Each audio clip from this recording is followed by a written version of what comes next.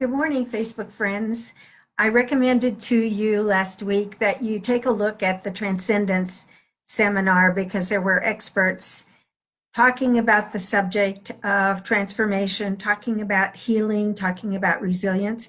And I wanted to share some of the takeaways that I have from watching those people speak and give their presentations.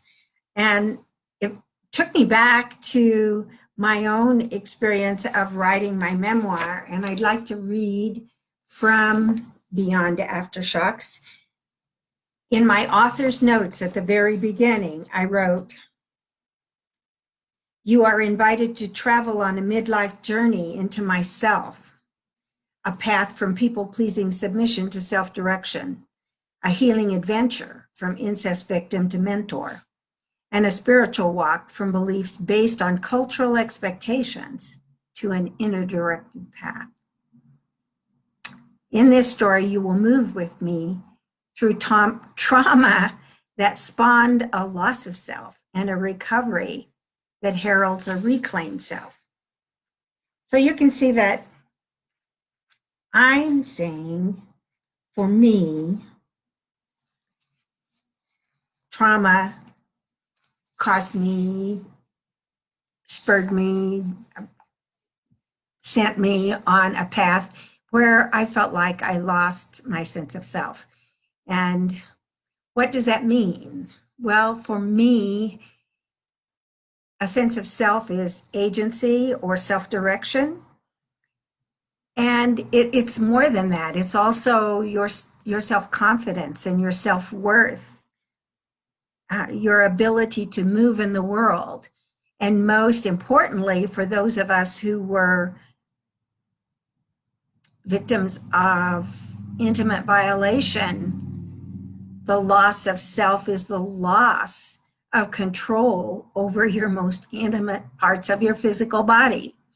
So the violation of self is really a destructive element on all parts of your being. Your physical being, most of us have had lots of physical reactions to that kind of violation, as well as psychological and social. So loss of self meant a lot to me. And towards the end of the book, I refer to that again, and I'd like to read another paragraph where I said oh, this is interesting because now they're mowing the grass just outside my place. So maybe you're going to hear a little accompaniment that's not musical, but it's actually the sound of mowers. Sorry about that. Never can time these things perfectly. So what I wrote towards the end in a summary chapter, I wrote, "I am convinced that trauma can ignite a loss of self, and that the evidence of recovery is a reclaimed self.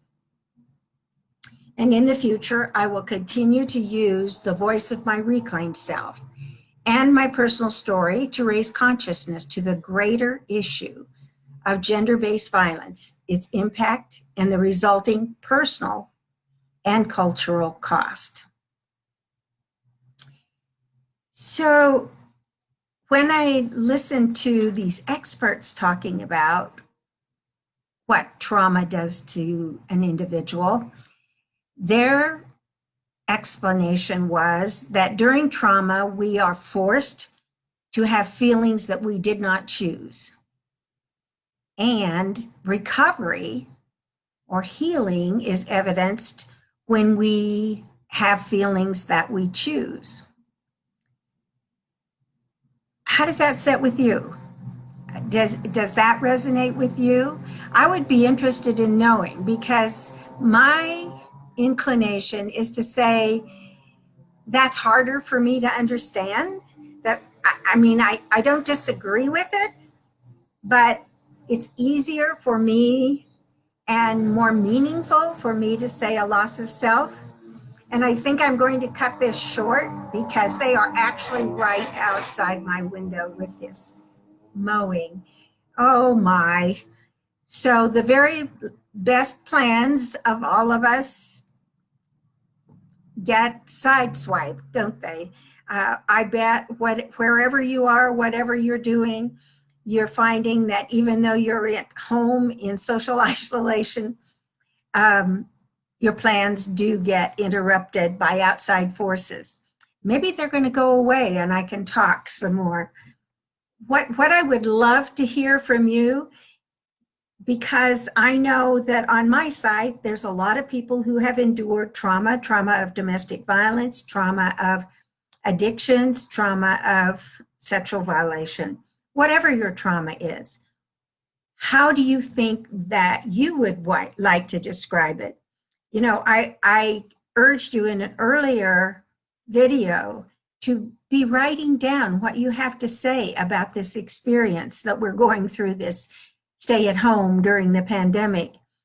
And I still would urge you to do that. And I just want you to be thinking. I think part of becoming conscious is becoming aware of what we're thinking. And I just would love to know what you are thinking about the traumas that you've had in your life, and how would you describe them? What are the main buckets that you would drop your thoughts into? Is it a loss of self, or is it all about feelings, or are they one and the same? If you don't want to reply publicly, you can always reply with a private message. And hopefully then we can chat about that, because I'm curious how you look at the after effects. I call them aftershocks, you know, from the way I shared my paintings, from the title of my book, Beyond Aftershocks, because the book is reflections after the crisis of recovering incest memories, and after the crisis of going through healing my body and my mind and my relationships.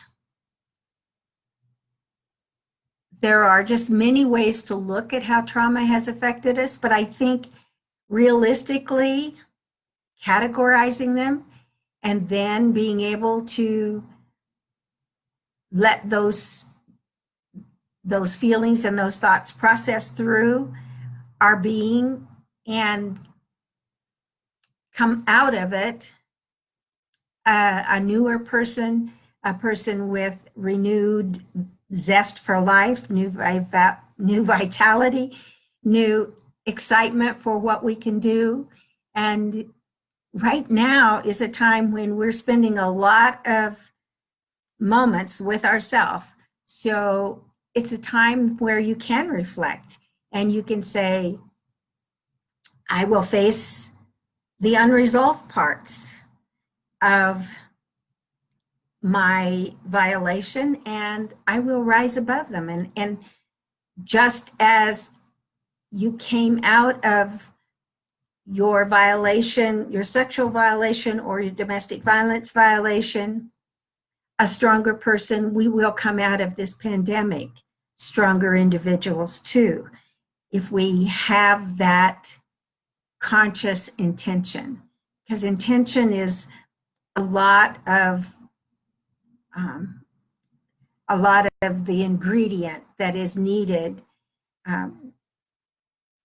We need to do more than just have a goal and have a dream, but intention sort of implies that we're going to take some action.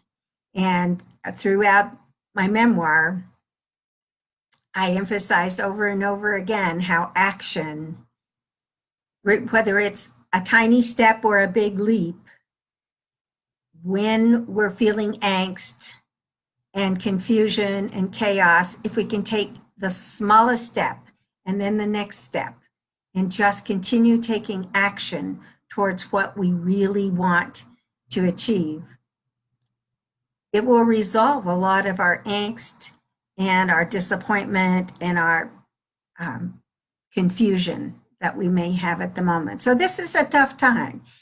This is a time when all of us can regroup our thinking. we can reevaluate our circumstance, reevaluate what we're doing with our time and our energy. And it really, we can use it to our advantage if we can look at it that way. So I would love to hear from you. If you're writing or not, I'd love to hear how you would describe the overall effect of the trauma in your life and how you're overcoming it. So thanks for listening. Thanks for enduring while the mowers were just outside my window.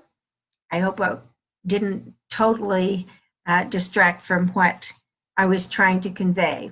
So thank you for your time. I hope you'll see me back here again real soon.